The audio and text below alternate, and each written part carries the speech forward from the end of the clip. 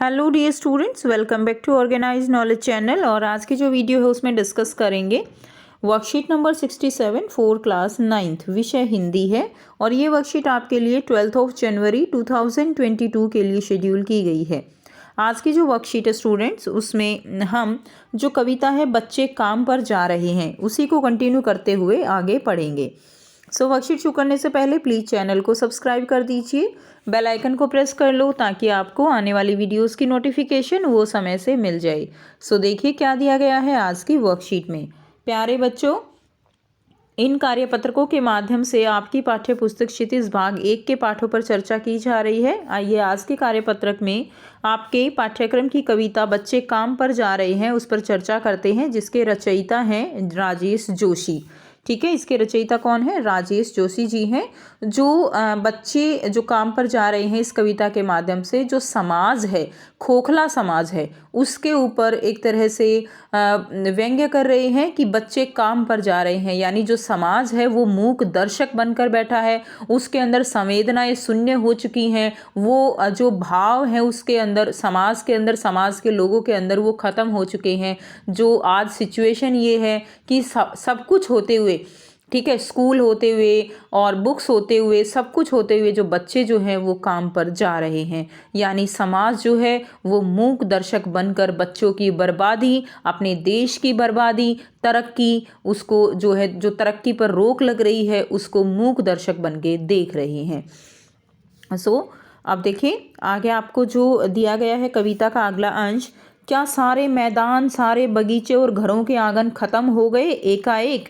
तो फिर बचा ही क्या है इस दुनिया में? तो यहाँ पर जो राजेश जोशी जी हैं वो क्या कहते हैं कि बच्चों के स्कूल ना जाने के बजाय उनको काम पर जाने की मजबूरी पर कवि अपनी बात रखते हुए कहते हैं कि क्या बच्चों के खेलने के जो मैदान है, सारे जो बगीचे हैं, घरों के आंगन है, क्या अचानक से ख़त्म हो गए?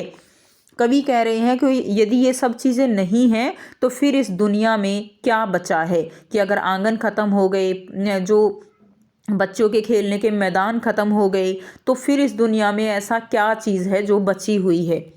तो फिर बचा क्या है इस दुनिया में? कितना भयानक होता अगर ऐसा होता। भयानक है, लेकिन इससे भी ज़्यादा यह है कि हैं सारी चीज़ें हस्ब मामूल। ये बहुत ही आप कह सकते हो कि मतलब अच्छी लाइन है इस कविता की। इसमें क्या है कि बहुत भयानक होती वो सिचुएशन अगर ये सब कुछ ख़त्म हो गया होता।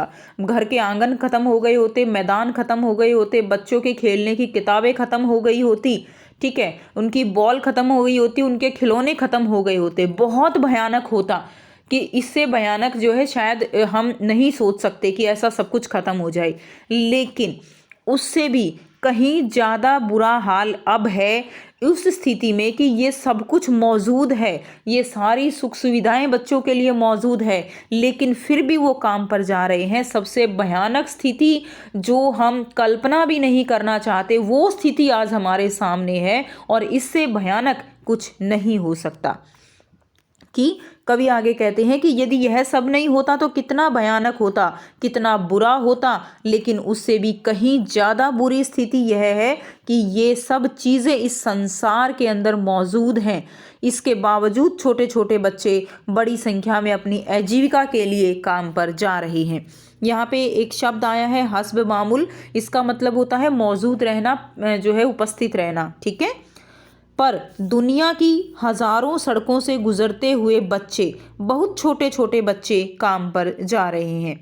कि सड़कों पर जो बच्चे हैं वो अपनी पेट पालने के लिए, अपनी आजीविका कमाने के लिए, सिचुएशन ये है कि वो काम पर जा रहे हैं। यानी इसके लिए कौन जिम्मेदार है? इसके लिए जो देश है उसके जो नागरिक हैं, जिन्होंने देश का जो आप कह सकते हो निर्माण का जो जिम्मा है वो अपने कंधों पर उठाया हुआ है। ऐसे लोग अगर अपने आप को देश का निर्माता समझते हैं तो ऐसे समाज में ये उनके लिए एक घृणापूर्ण कार्य है जो वो कर रहे हैं, जिसके कारण समाज में जो बच्चे हैं उनको काम पर अपना पेट पालने के लिए जाना पड़ रहा है।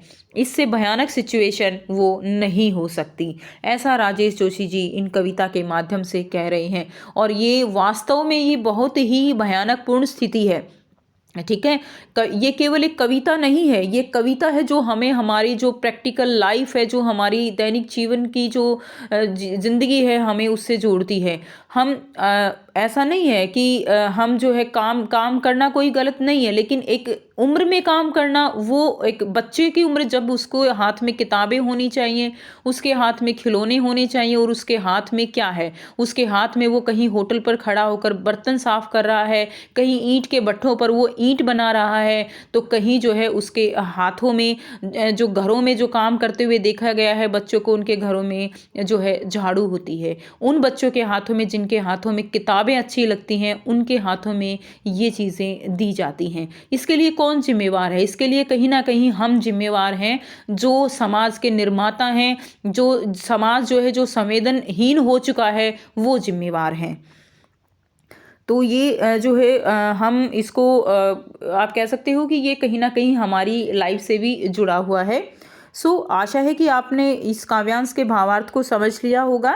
आइए इसी काव्यांश पर आधारित कुछ प्रश्नों के उत्तर खोजते हैं और लिखते हैं। अब आपको यहाँ पर कुछ प्रश्न दिए गए हैं जिनके आंसर हम करेंगे। पहला है, काम पर जा रहे हैं, इसका क्या भाव है? काम पर क्यों जा रहे हैं? पढ़ाई करने जा रहे हैं, खेलने जा रहे हैं, आजीविका के लिए काम करने जा रहे हैं, या स्कूल जा रहे हैं? ठीक है, तो काम पर जा रहे हैं, इसका भाव है कि वो आजीविका कमाने के लिए काम पर जा रहे हैं।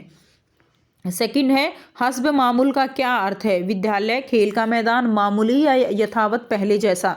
तो यहाँ पर हस्ब मामूल का अर्थ है यथावत, यानी पहले जैसा, यानी जो कुछ है वैसा ही है, कुछ नष्ट नहीं हुआ है जमीन से, सब कुछ वही है, लेकिन फिर भी बच्चे काम पर जा रहे हैं। तीसरा है, आप देखिए यहाँ पे थर्ड, फोर्थ एंड फिफ्थ आपको क्वेश्चन दिए गए हैं और एक आपको गतिविधि दी गई है। ठीक है, तो आइए बच्चों इनको डिस्कस करेंगे। प्रश्न 3 है, बच्चों के खेलने कूदने की सारी सुविधाएं होने के बावजूद कवि स्थिति को भयानक क्यों कह रहे हैं? आंसर रहेगा, कवि के अनुसार सारी सुविधाएं होने के बावजूद भी बच्चे काम पर जा रहे हैं, यह इसलिए भयानक है क्योंकि बचपन में उन्हें खेलने कूदने पढ़ने लिखने के अवसर प्राप्त होने चाहिए।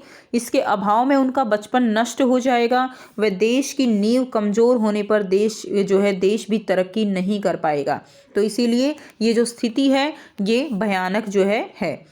प्रश्न 4 है, आपने अपने शहर में बच्चों को कब और कहाँ काम करते हुए देखा है?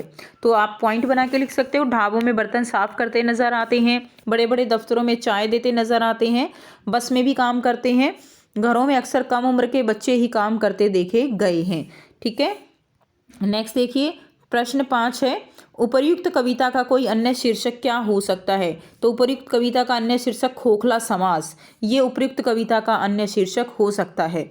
ठीक है, नेक्स्ट देखिए, गतिविधि है, काम पर जाते किसी बच्चे के स्थान पर अपने आप को रखकर देखिए, आपको जो महसूस होता है उसे लिखिए। तो काम पर जाते बच्चों के स्थान पर यदि हम स्वयं को रखेंगे तो हमें अपनी स्थिति अत्यंत कष्टदायक लगेगी। दूसरे बच्चों को खिलौनों से खेलते, स्कूल जाते देख हमारे मन में तरह तरह के प्रश्न उभर कर आएंगे, हम स्वयं को उनके समक्ष हीन महसूस करेंगे। ठीक है, तो ये आंसर आप लिख देंगे। और ये जो है कोई लिखने के लिए नहीं है बच्चों, ये हम सब के एक आप कह सकते हो कि फील करने के लिए है।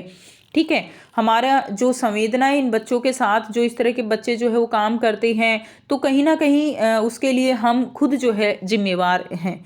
ठीक है, ये थी आपकी आज की वर्कशीट एंड आई होप आपको ये चीज़ क्लियर है। और अगर आपको बच्चों को वीडियो अच्छी लगी तो वीडियो को ज़रूर से लाइक कीजिए, शेयर कीजिए और चैनल को सब्सक्राइब कीजिए। Thanks for watching, have a nice day.